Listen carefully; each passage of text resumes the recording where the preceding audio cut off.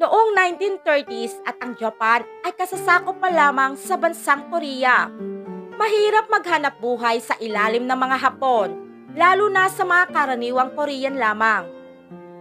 Isang babaeng Korean ang makikitang nagpapaalam sa kanyang pamilya dahil paalis ito upang magtrabaho bilang alipin ng isang Japanese na tagapagmana.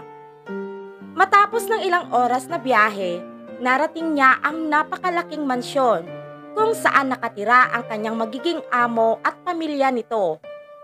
Sinalubong siya ng isang kasambahay na si Sasaki at nagpakilala naman siyang si Okju. Ipinakita sa kanya ni Sasaki ang napaka-eleganteng mansyon at ipinaliwanag ang kanyang mga dapat gawin upang matulungan si Lady Hideko sa kanyang mga pangangailangan. Gabi na ng oras na iyon, kaya dumiretso na lamang ito sa kanyang higaan at planong ipakilala na lamang ang sarili kay Lady Hideko kinaumagahan. Bigla na lamang nakarinig ng malakas na sigaw si Okju ng hating gabi. Tumakbo ito mula sa kanyang maliit na higaan at pumunta sa silid kung saan nanggaling ang ingay. Lumalabas na binabangungot si Lady Hideko. Takot na takot ito at ikinwento ang tungkol sa kanyang baliw na tiyahin na nagbigti sa puno ng cherry sa tabi ng mansyon.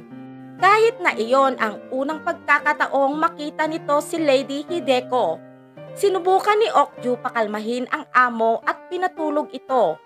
Kinabukasan, isa sa mga kasambahay ang nanloko kay Okju sa pamamagitan ng pagtago sa kanyang isang sapatos, kaya isang sapatos lamang ang kanyang suot-suot.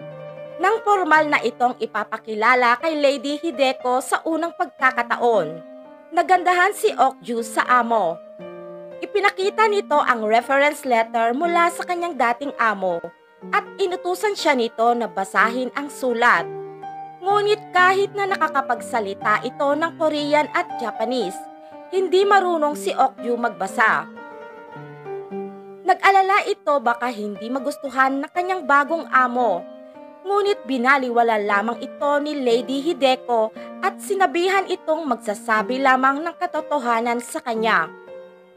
Napansin ni Lady Hideko na isa lamang na sapatos ang gamit nito, kaya binigyan siya ng amo ng bagong sapatos.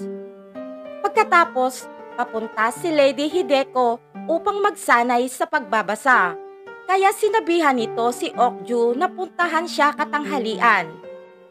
Habang nag-iisa, nag-usisa at ginalugat nito ang silid ni Lady Hideko. Isinukat niya ang iba't ibang damit at mga aksesoris.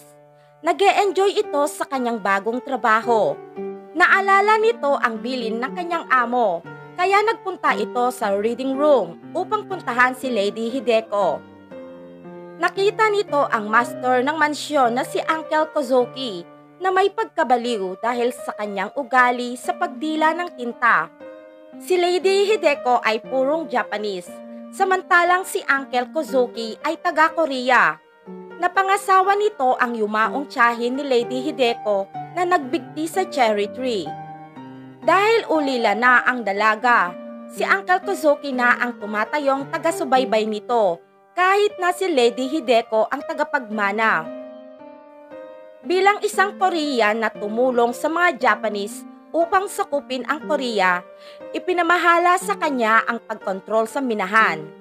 Ang kanyang kayamanan ay ginagamit nito sa pagbili ng mga bihirang aklat at scripts. Matapos magsanay sa pagbabasa, may inaasahang bisita si Lady Hideko, kaya inutusan nito si Okju upang ihanda ang kanyang gagamitin sa pagligo. Habang tinutulungan ng amo sa pagpapaligo, napagtanto ni Okju kung gaano kaganda si Lady Hideko na halos hindi niya makontrol ang pagnanasa niya dito. Hindi nagtagal, dumating ang bisita na nagngangalang si Count Fujiwara, isang Japanese at kilalang tao na siya rin ang guro ni Lady Hideko sa pagpipinta. Ito rin ang nagsangguni kay Okju upang magtrabaho doon. Matapos nitong batiin si Lady Hideko, tumuloy na ito sa kanyang silid. Ipinatawag nito si Okju. Ang tunay na pangalan ni Okju ay Suki. Isa itong ulila na pinalaki ng negosyanteng nagbebenta ng mga nakaw na kagamitan na si Miss Boxin. Ang yumaong ina ni Suki ay isa ring kilalang magnanakaw. Lumaki siya at natutong manghablot at mameke ng mga selyo. Marami pang ibang mga sanggol na ampon si Miss Boxin.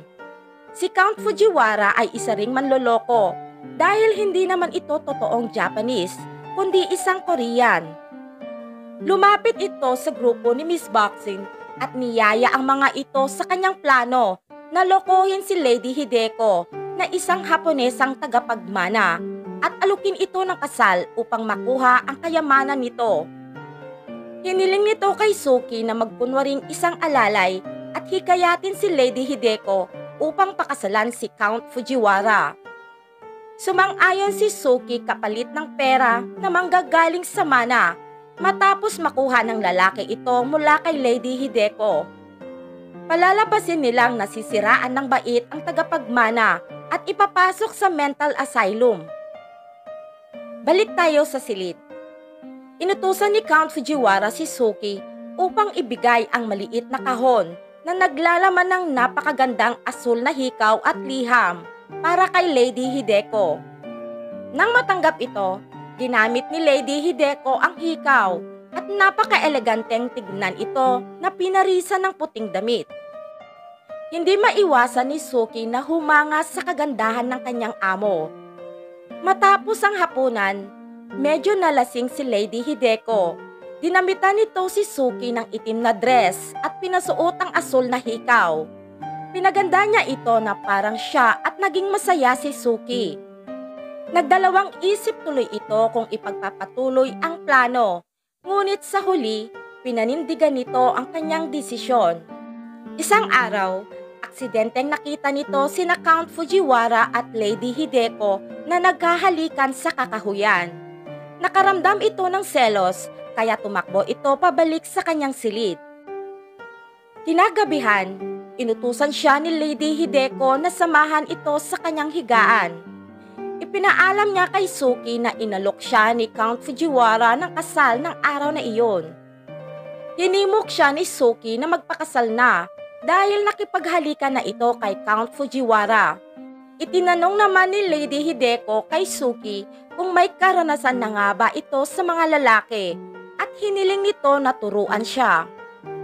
Natukso si Suki dahil may pagnanasa ito sa kanyang amo, kaya hinalikan nito si Lady Hideko sa labi. Nilamas nito ang maseselang parte ng katawan at niyakap. Nawalan sila ng kontrol sa isa't isa, kaya natuloy sa ipinagbabawal na gawain ng isang alipin at amo. Kinabukasan, nagpatuloy pa din si Count Fujiwara sa kanyang tangka kay Lady Hideko at mas lalo itong naging mapusok sa paghimas-himas sa dalaga. Batid ni Suki ang plano ng lalaki, kaya pinagbawalan ito na ikinagalit naman ni Count Fujiwara. Ipinaalala ng lalaki kay Suki ang tungkol sa kanilang plano at ang gantimpalang matatanggap nito pagkatapos ng kanilang misyon. Nalilito si Suki ngunit pumayag din ito upang ipagpatuloy ang kanilang plano. Ngunit nakiusap ito kay Count Fujiwara na huwag masyadong manyakin si Lady Hideko. Bago matulog, naisip ni Suki na mas mabuti kung tatanggapin ng kanyang amo ang alok ni Count Fujiwara bago pa man maloko nito. Kaya pinuntahan nito si Lady Hideko upang himukin na pumayag ito sa alok ni Count Fujiwara. Ngunit hindi interesado dito ang babae dahil mas masaya ito kasama si Suki sa mansyon. Itinanong ni Lady Hideko sa kanyang alalay na paano nito tatanggapin ang alok ni Count Fujiwara samantalang in love siya sa iba. Hinimok muli ni Suki ang amo kaya nadismaya ito at sinampal si Suki pagkatapos pinaalis sa kanyang silid. Kinaumagahan, nakapagdesisyon si Lady Hideko na magpakasal na kay Count Fujiwara kaya inayos agad ng lalaki ang kanilang kasal. Sa tulong ni Suki, tumakas sila sa mansyon ng araw na umalis si Uncle Kozuki para sa negosyo. Mula Korea, nagpunta sila sa Japan upang gawin ang sikretong pagpapakasal. Habang nasa biyahe, napansin ni Suki na palagi siyang sinusulyapan ng kanyang amo. Kahit nasasaktan siya, binaliwala na lamang ito. Natuloy ang pagpapakasal ni Lady Hideko at Count Fujiwara sa malayong Japanese temple shrine. Kinagabihan, habang inaayos ni Suki si Lady Hideko sa unang gabi, tinangka itong halikan ng kanyang amo, ngunit tumanggi si Suki. Tiniis nito ang pait na nararamdaman sa kanyang puso magdamag dahil ginagalaw na ni Count Fujiwara si Lady Hideko. Kinabukasan, pinuntahan ni Suki ang kanyang amo. Nakita nito ang dugo sa kumot. Nasasaktan man, ngunit wala itong magawa.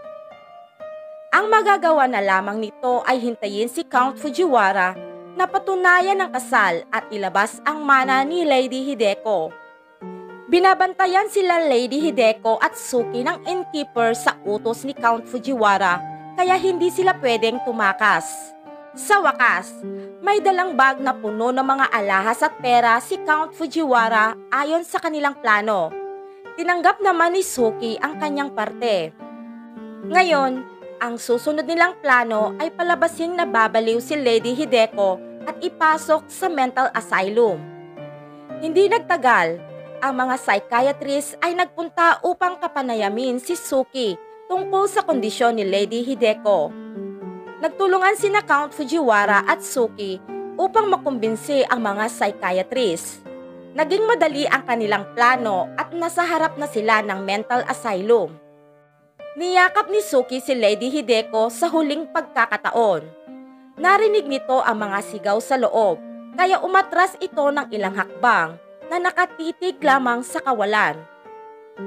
Naisip nito ang panloloko sa kanya ni na Count Fujiwara at Suki. Sa di inaasahan, imbes na si Lady Hideko ang ipapasok sa mental, si Suki ang kanilang kinuha sa pag-aakalang siya si Lady Hideko. Ipinaliwanag ni Suki na hindi siya si Lady Hideko, ngunit hinayaan lamang siya ng dalawa. Napagtanto ni Suki na niloko siya ni na Count Fujiwara at Lady Hideko. Sa nakaraan, namatay ang ina ni Lady Hideko nang ipanganak ito. Dahil wala itong ama, pinalaki ito ni Uncle Kuzuki, isa itong Koreano na asawa ng kanyang tiyahin. Mahilig ito sa mga bihirang aklat at mga malalaswang sining at teksto. Sa katunayan, tinuturoan nitong magbasa ng malalaswa si Lady Hideko mula nang ito'y 5 taong gulang pa lamang. Upang makalikom ng pondo, nagsasagawa si Uncle Kuzuki ng auksyon para sa mga libro at sining, kung saan binabasa ng tiyahin ni Lady Hideko ang mga malalaswang libro sa mga kolektor. Isang araw, sumubok ang tiyahin ni Lady Hideko upang tumakas. Ngunit nahuli ito ng kanyang asawang si Uncle Kuzuki, kaya pinahirapan ito sa isang sikretong silid sa basement. Ang psychological at physical na pang-aabuso ay nagdulot sa tiyahin ni Lady Hideko upang mawala sa katinuan. Kalaunan ay natagpuan itong nakabitin sa isang puno sa bakuran. Kaya si Lady Hideko ang pumalit bilang tagabasa sa auksyon. Plano ni Uncle Kuzuki na pakasalan si Lady Hideko upang makuha ang minanang kayamanan nito. Nilapitan naman ni Count Fujiwara ang matanda at nagpakilalang isa siyang Japanese na may kakayahang manloko, kaya kinuha ito ni Uncle Kuzuki upang gumawa ng sining para sa kanya. Hinikayat din nito ang matanda na maging guro ni Lady Hideko sa pagpipinta. Napagtanto nito na matalino si Lady Hideko at hindi ito agad maloloko. Kaya nakipagtulungan siya dito na ilalayo ito sa mapang-abuso nitong tiyuhin. Nagplano ito na magdadala ng walang muwang na babae na magiging alalay nito at palalabasin nila itong manloloko pagkatapos ng kanilang kasal. Magpapalitan ng pagkakakilanlan si Lady Hideko sa babaeng magiging alalay nito at ipapadala nila ito sa mental asylum. Sa pamamagitan nito, magiging malaya na si Lady Hideko kapalit ng buhay ng kanyang alalay at paghahatian nila ni Count Fujiwara ang kanyang kayamanang namana. Sumang-ayon si Lady Hideko nang marinig ang perpektong plano ng lalaki. Simula nang dumating si Suki sa mansyon, umaarte lamang si Lady Hideko para mapatupad ang plano. Ipinakita pa nito ang kanyang mga damit at alahas kay Suki upang mas maging kapani-paniwala ito. Inutusan din ni Fujiwara si Lady Hideko na umaktong walang kaalam-alam at binalaan na huwag mahulog sa kanya. Tiyakin din itong magiging abala si Suki sa kanyang trabaho. Ngunit sa di inaasahan, nagkagustuhan sina Lady Hideko at ng kanyang utusan na si Suki. Lumalabas ng gabi ng sinampal ng amo si Suki. Sinubukan ni Lady Hideko na magbigti sa punong pinagbigtihan ng kanyang tiyahin. Sa kabutihang palad, nasaksihan ito ni Suki at pinigilan ito sa kanyang masamang pakay. Nang oras ding iyon, inamin ni Suki ang totoong nararamdaman para kay Lady Hideko. Sinabi din nito ang tungkol sa plano nila ni Count Fujiwara. Nang malaman ni Lady Hideko na mahal siya ni Suki, ipinagtapat din nito na mahal din nito ang kanyang utusan. Sinabi din nito ang totoong plano ni Count Fujiwara. Nagpasya sina Lady Hideko at Suki sa kanilang plano. Sinira nila ang lahat ng koleksyon ni Uncle Kozuki at sumakay lamang sila sa mga plano ni Fujiwara. Sa buong paglalakbay nila mula Korea papuntang Japan, sikreto lamang ang lambingan nilang dalawa. Ang dugo na nakita sa unang gabi ni na Lady Hideko at Count Fujiwara ay peke lamang upang papaniwalain ang lalaki na niloloko nila si Suki. Ang pagpasok ni Suki sa mental asylum ay planado. Gumawa ito ng sunog at tumakas ito habang nagkakagulo ang lahat. Samantala, paniwala ni Count Fujiwara na tagumpay ang kanyang plano. Dinala nito si Lady Hideko sa isang dinner at totohanang nililigawan ito, ngunit hindi agad pumayag ang babae. Inakit ni Lady Hideko si Count Fujiwara sa hotel at nilagyan ng laso ng alak nito. Nang mawalan ito ng malay, kinuha ni Lady Hideko ang lahat ng pera at nakipagkita ito kay Suki.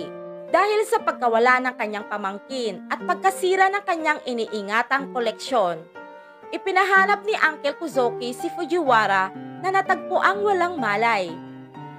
Ibinalik ang lalaki sa mansyon, sa basement kung saan pinahirapan ni Uncle Kozuki ang kanyang asawa. Nagtanong ang matanda kay Fujiwara at alam naman itong papaslangin din siya nito. Kinumbinsi ng lalaki si Uncle Kozuki na manigarilyo muna siya sa huling pagkakataon. Ang mga sigarilyo ni Count Fujiwara ay may lasong mercury at naligtas siya sa pagpapahirap ni Uncle Kozuki dahil sabay silang namatay nang makalanghap sila ng usok mula sa sigarilyo. Sa kalayuan, sina Suki at Lady Hideko naman ay pineke ang kanilang pagkakakilanlan at lumipad papuntang China. Dala ang lahat ng mana. Natagpuan nila ang tunay na kalayaan at nahanap ang totoong kaligayahan sa piling ng isa't isa.